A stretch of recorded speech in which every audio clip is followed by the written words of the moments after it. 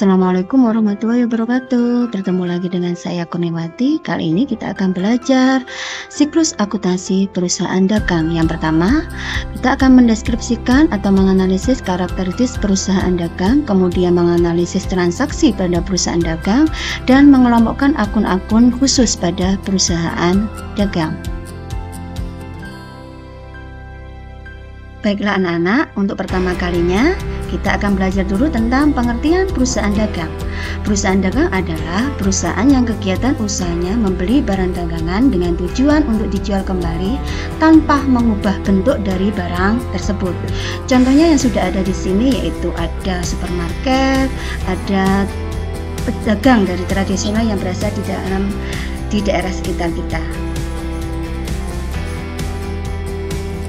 Ciri-ciri perusahaan dagang itu adalah pendapatan utama berasal dari penjualan barang dagangan, kemudian biaya utama adalah harga barang pokok barang dan biaya lainnya.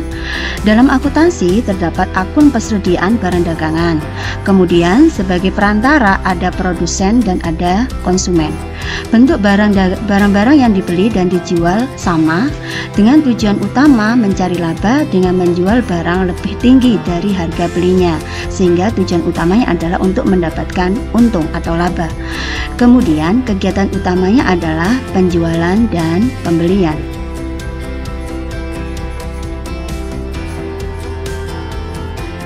Akun-akun khusus pada perusahaan dagang yaitu ada akun utang dagang, akun piutang dagang, akun pembelian, akun retur pembelian, akun potongan pembelian, akun beban angkut pembelian, akun penjualan, akun retur penjualan, akun potongan penjualan, akun beban angkut penjualan, akun beban pemasaran, dan akun beban administrasi dan umum. Akun-akun khusus yang ada di dalam perusahaan dagang itu berbeda dengan akun-akun yang ada di dalam perusahaan jasa. Dalam perusahaan dagang itu ada syarat penyerahan barang. Ada dua syarat yang dilakukan penjual untuk menyerahkan barang kepada pembeli, yaitu yang pertama, franko gudang pembeli. Barang yang diperjualbelikan akan menjadi hak milik pembeli pada saat barang tersebut sampai kepada pembeli, sehingga segala bentuk resiko yang timbul selama dalam perjalanan menjadi tanggung jawab penjual. Franko gudang pembeli bisa disebut dengan destination point, yang mana syarat penyerahan barang ini akan menimbulkan beban angkut penjualan atau freight out. Artinya, beban angkut yang timbul akibat penjualan barang dagangan kepada pembeli. Sehingga di sini, di dalam beban angkut sepenuhnya menjadi tanggungan dari pihak penjual. Kemudian syarat penyerahan barang yang kedua yaitu franko gudang penjual, yang mana barang yang diperjualbelikan akan menjadi hak milik pembeli pada saat barang sudah keluar dari gudang penjual, sehingga segala bentuk resiko yang timbul selama dalam perjalanan menjadi tanggung jawab pembeli. Di sini disebut dengan shipping point. Artinya, beban angkut barang sejak dari gudang penjual sampai dengan gudang pembeli menjadi tanggung jawab dari pembeli. Sehingga syarat ini akan menimbulkan beban angkut pembelian. Artinya, beban angkut yang timbul akibat pembelian barang dagangan dari penjual. Syarat penyerahan barang yang ketiga yaitu free on board shipping point atau FOB shipping point. Di sini berlaku untuk pengiriman barang yang menggunakan kapal laut. Barang yang diperjualbelikan menjadi hak milik pembeli pada saat barang sudah sampai di atas kapal di pelabuhan penjual, sehingga segala bentuk resiko yang timbul dalam perjalanan sampai di gudang pembeli menjadi tanggung jawab pembeli.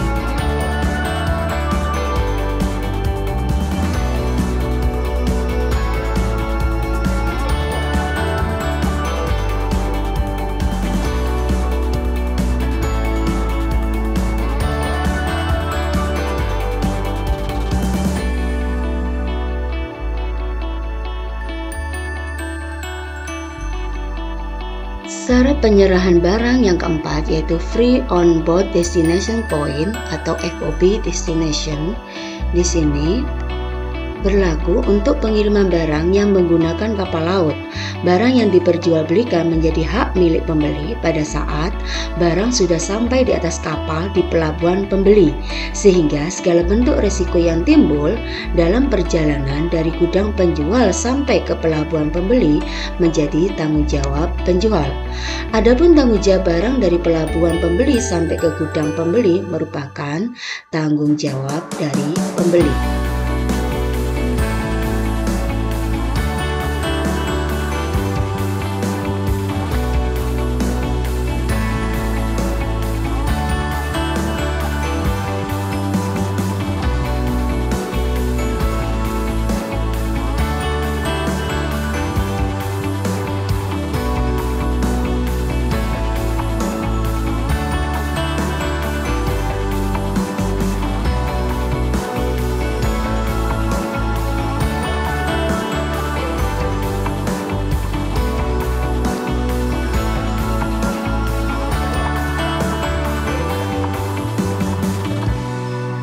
Syarat penyerahan barang yang kelima yaitu Cost, Insurance and Freight atau CIF. Dalam perjanjian jual beli disepakati bahwa penjual menanggung semua biaya angkut serta premi asuransi selama barang dalam perjalanan. Kadang-kadang syarat ini dilengkapi dengan biaya komisi oleh penjual sehingga ditulis CIF atau Cost, Insurance and Freight Inclusive Commission. Jadi di sini adanya kesepakatan antara penjual yang menanggung semua biaya angkut serta premi asuransi selama barang dalam perjalanan.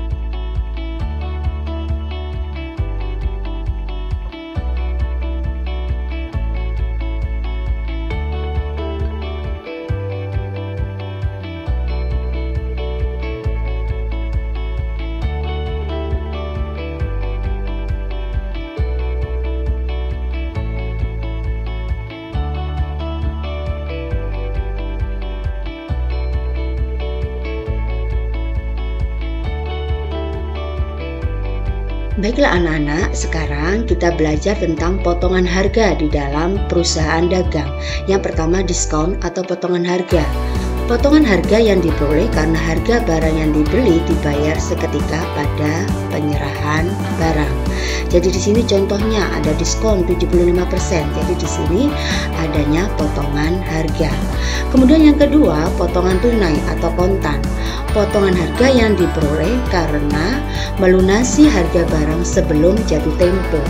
Jadi di dalam perusahaan dagang itu ada jatuh tempo atau syarat-syarat pembayaran, sehingga potongan itu akan diperoleh apabila pembeli melunasi harga barang itu sebelum jatuh tempo yang telah ditentukan di dalam perusahaan dagang.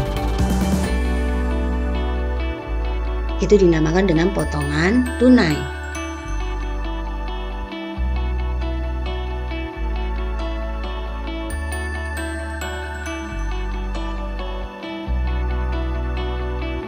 Kemudian yang ketiga yaitu rabat. Potongan harga yang diperoleh karena pembeli melakukan pembelian barang melebihi jumlah tertentu. Jadi terkadang ada yang namanya biasanya di sini agen di dalam perusahaan dagang, yang mana apabila harga ecerannya 12.500 contohnya, sehingga kalau melakukan pembelian dalam melebihi jumlah tertentu mungkin dikenakan harga menjadi per buahnya atau per bijinya menjadi 11.000.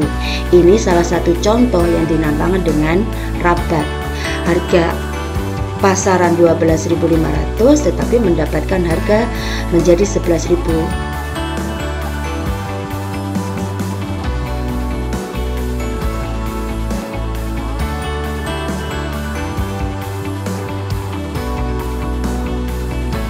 Baiklah anak-anak hebat, tadi sudah belajar tentang potongan harga. Sekarang sampai kepada syarat pembayaran. Contoh di sini ada syarat pembayaran 2/10 N30. Pembeli akan mendapatkan potongan sebesar 2% dari harga faktur apabila membayar dalam jangka waktu tidak melebihi 10 hari setelah tanggal faktur. Batas waktu pembayaran atau jatuh tempo adalah 30 hari setelah tanggal faktur. Ini salah satu contoh syarat pembayaran di dalam perusahaan dagang.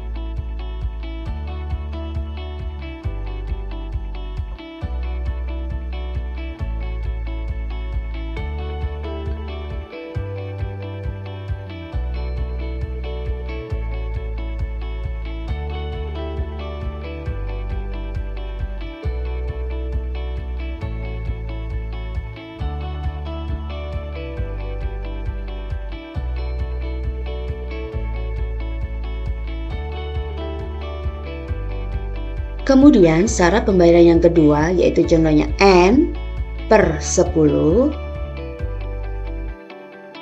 IOM atau end of month, artinya faktur harus dilunasi paling lambat 10 hari setelah akhir bulan tanpa mendapatkan potongan.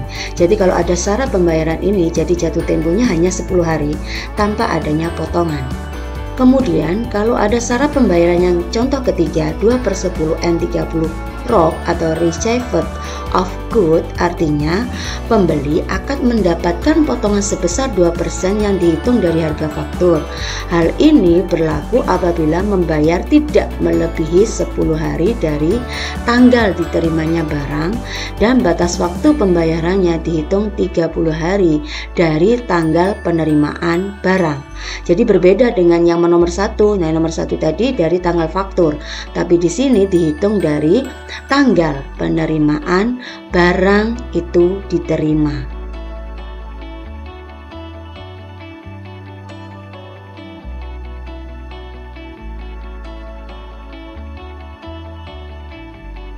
Anak-anak, perlu kalian ketahui bukti-bukti transaksi dalam perusahaan dagang yaitu yang pertama bukti kas masuk sehingga menerima uang, yang kedua bukti kas keluar atau yang disebut dengan BKK di sini untuk mengeluarkan uang, dan yang ketiga adalah memo pencatatan antar bagian perusahaan, yang keempat yaitu faktur untuk mencatat bukti pembelian atau penjualan secara kredit.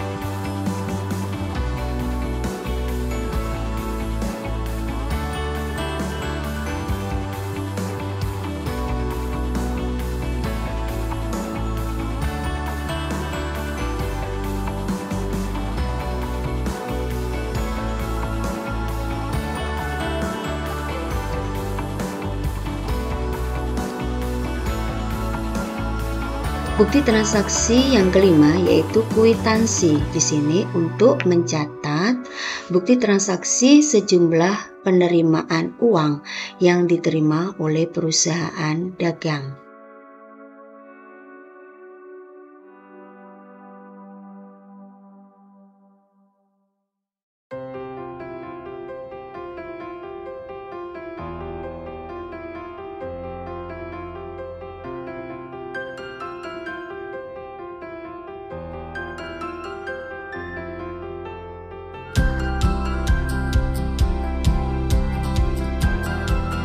Bukti transaksi yang keenam yaitu nota kontan. Di sini untuk mencatat bukti pembelian secara tunai.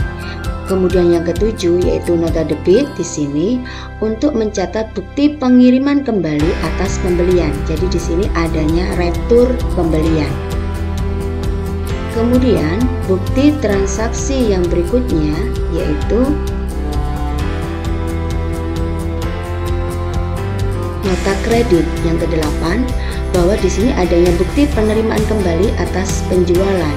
Jadi di sini sebagai bukti karena adanya retur penjualan dari perusahaan dagang.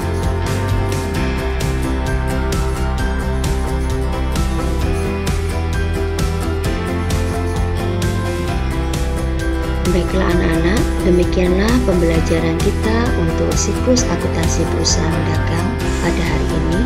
Silakan dilanjutkan untuk menganalisis bukti transaksi dan menyusun jurnal umum dan jurnal khusus dalam perusahaan dagang. Selamat belajar. Assalamualaikum warahmatullahi wabarakatuh.